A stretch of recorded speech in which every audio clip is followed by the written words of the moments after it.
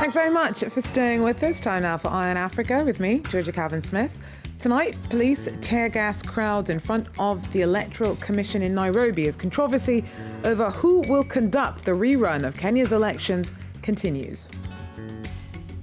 Also, Angola's first new president in 38 years is sworn in. João Lourenço takes over from José Eduardo dos Santos. And for World Contraception Day in DR Congo, a project's underway to try and educate more young people on the importance of access to contraception and the realities of what it means to fall pregnant in a country where more than half the pregnancies are unplanned.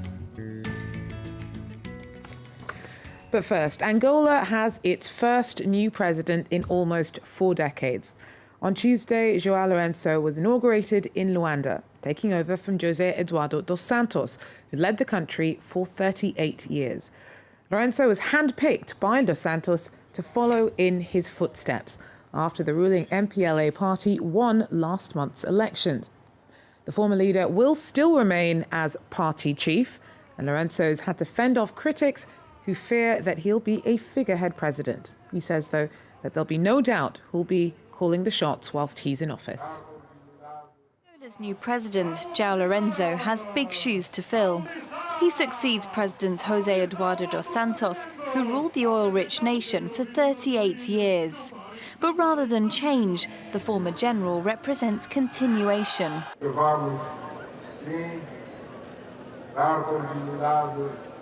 We are going to continue the work begun by Agostinho Neto in the past. Work which President dos Santos himself continued. We continue with this work, and with your power, we will build a better future.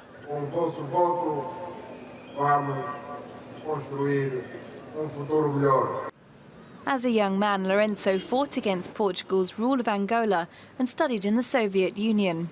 He became political chief of the armed wing of Angola's ruling MPLA and rose quickly through the party's hierarchy. But Lourenço's power is limited because dos Santos and his family will keep a firm grip on the party and economy. The president basically privatized the state in favor of his family, a few cronies. For these individuals, it's all about having the country's resources at their disposal, to have the same lifestyle as the richest people in the world have, with no care for what happens to the people. The new president has vowed to boost foreign investment and bring an economic miracle to the millions of Angolans who live below the poverty line. But he faces huge challenges. Angola is a country in a huge hole. The crisis is deep. The growth is exploding. The public deficits are out of control. The public debt, people feel it all in their daily lives.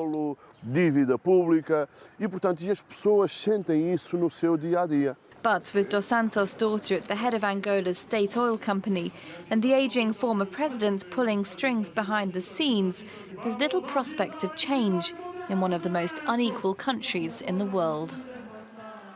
In Kenya, police tear gas crowds in front of the Electoral Commission on Tuesday as clashes broke out between supporters of the ruling party and backers of opposition presidential candidate Raila Odinga.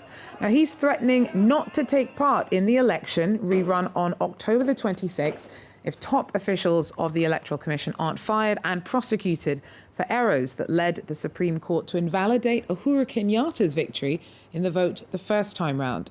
Now, Kenyatta is happy to keep the IEBC as it is. For more on the controversy over who should conduct the fresh polls, Julia Steers joins us now from Nairobi. Julia, Odinga's camp believes that Tuesday's demonstration turned rowdy because of plants. Is there anything to that as far as you know?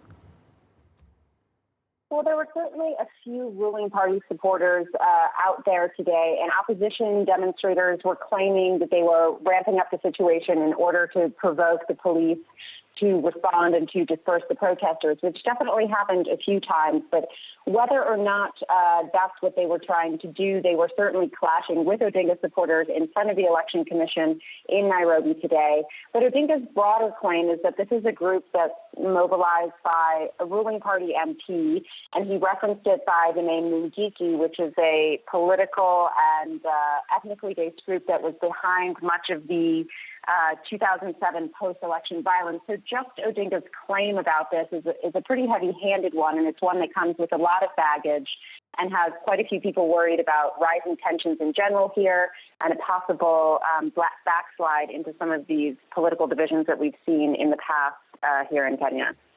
Julia, the standoff between Kenyatta's camp and the opposition over the makeup of the Electoral Commission continues. Is it likely that Odinga can force the changes that he's asking for? It seems unlikely he will give up this push. Whether or not it's a realistic claim, we've yet to see. But he has been steadfast in this demand since the ruling first came down on September 1st. He said the whole organization is rotten and has to go. And obviously he has quite a bit of popular support for that, as we saw here in Nairobi and in one of his strongholds in Kisumu today. But behind the scenes, international diplomats have told me that he has made some concessions, that he has agreed to go ahead with the election, even if these changes don't take place. And then we heard from Ezra Chiloba, the chief executive of the Election Commission today. He said that all of us and Odinga should be focusing on changing the process, that forcing him out or other top officials out won't solve these systemic problems. And the court, of course, said that the problems were systemic. It was an institutional problem and not intentional or the failure of any one person. So his supporters say they'll be back out in the days to come. He is insisting that the top one or two guys go, but it seems unlikely that will happen in the time that remains before the election has to take place on October 26th. Thanks very much. Julia stays there for us in Nairobi. Well, more protests were held in Kampala on Tuesday against moves to extend President Yoweri Museveni's time in office after more than 3 decades in power. On Tuesday, the ruling party tried to introduce a motion to remove an age cap on the presidency, which would allow the 73-year-old to stand again in elections in 2021. Now, the upper age limit currently stands at 75. Opposition leader Kizza Besigye was amongst the 19 people arrested on Tuesday during demonstrations against efforts to amend the constitution. Well, nearly a month and a half after devastating mudslides killed hundreds of people in Freetown, around 7,000 are still homeless. Immediately after the disaster, many took shelter in empty buildings, churches and schools. Now they're being made to move, but the government hasn't offered any long-term resettlement plan, and many of the survivors feel that they have nowhere else to go. Our correspondents report from Freetown. School was supposed to start 2 weeks ago, but until this morning, these classrooms were being used as a shelter by survivors of last month's mudslide. Only after the headmistress put pressure on the government were they resettled. The new term can finally begin. And we are saying there is no space to take the rest of the people. And I said, what do you think we will do? Because we have to use the school. Schools have reopened. What do you think we're going to do? Elsewhere, survivors are still squatting in empty buildings. This area next to the mudslide is now home to some 600 people who lost their homes. We're cold. The kids are getting sick. We don't have mattresses and sleep on the bare floor. It's tough. NGOs are giving victims food, clothing and toiletries. But the government is encouraging these people to move to official camps. There they can benefit from state support. When camps close in mid-November, families will receive $300. But only 52 houses are being built for victims, and it is unclear who will qualify for these few homes. First of all, you must be a victim of this present disaster. And I think that's the basic requirement. The houses are not going to be built for free, or they are not going to stay in those houses for free. We will institute what we call a mortgage system, as it's done in other countries. Because there is nowhere in the world where houses are built for free and given to people. For the thousands that won't qualify, their future remains uncertain. Now to DR Congo. And today is Tuesday, is the World Contraception Day.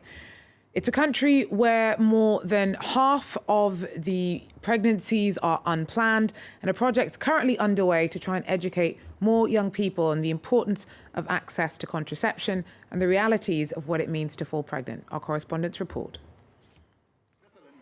Menji is 17 and already pregnant with a third child. Without any money, she's considering having an abortion. Producers of this play know it's a scenario that many Congolese young women in a similar situation may identify with. We are calling out to young people through this play in order to inform our community that it's important that the teenagers and young adults go to health centres. They need to get viable information regarding contraception. Congolese authorities, backed by Doctors of the World and local NGOs, are trying to raise awareness about the difficulties of pregnancy among Kinshasa's youth. In DR Congo, an estimated 53% of pregnancies are unwanted. The problem is that sex is taboo in Congolese families. This is why we insist on raising awareness. Teenagers need to know about contraception. They need to understand what sexuality is really about. In Kinshasa's Selembao neighborhood, young and old gathered to learn what's not being taught at school. I was at home and I heard a fanfare and a megaphone. The message was interesting, so I went along. Today I learned a lot about pregnancy, but also about sexually transmitted diseases. I feel well informed. Unwanted pregnancies have a big impact on Congolese women's life and health. They often lead to clandestine abortions. DR Congo has ratified the Maputo Protocol, which allows abortion if women's health is at risk, but it's never been put into practice. Next Thursday, the Minister of Gender will lead a conference on this public health issue. Well, that's it for Eye on Africa for now. You can always join us in about 45 minutes with another update from the continent. But for the moment, thanks for joining us. Do so again. Take care.